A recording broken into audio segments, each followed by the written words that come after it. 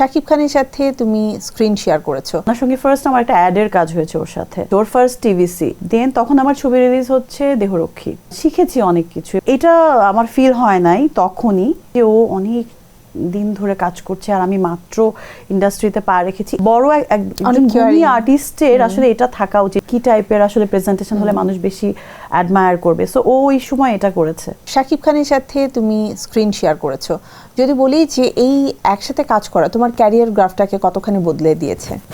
ওই যে আমি বললাম যে আমি চেয়েছি যে আমার নামে মানুষ আমাকে চেনুক, আমার জায়গাটা ক্রিয়েট হোক, ছোট হোক বড় হোক। বাট হ্যাঁ, এটা অবশ্যই অ্যাড অন হয়েছে, কারণ উনি অনেক বড় একজন আর্টিস্ট। আমি বলবো আমি যখন নতুন এসেছি ওনার সঙ্গে ফার্স্ট আমার একটা অ্যাডের কাজ হয়েছে ওর সাথে, একটা টিভিসি হয়েছে, ওর ফার্স্ট টিভিসি, পাওয়ার যে টিভিসিটা সেটা হয়েছে আমার সাথে। দেন তখন আমার ছবি রিলিজ হচ্ছে দেহরক্ষী। আচ্ছা, তারপর আমার থার্ড ছবিটা ওর সাথে, ফুল অ্যান্ড ফাইনাল, যেটা মালেক আফসারি ভাইয়ের ডিরেকশন, তারপর রাজত্ব, ইফতেখার চৌধুরী।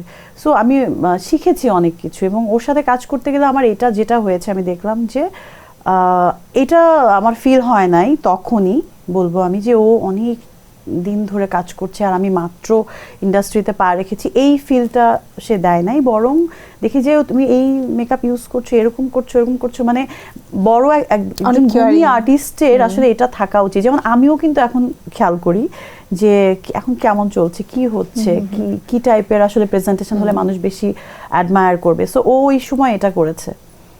এটা মানে আমাদের আমি দেখছি সেটে আমরা খুবই ফ্রেন্ডলি, অ্যান্ড স্ক্রিনে মানুষ আমাদেরকে খুব পছন্দ করছে। That's why.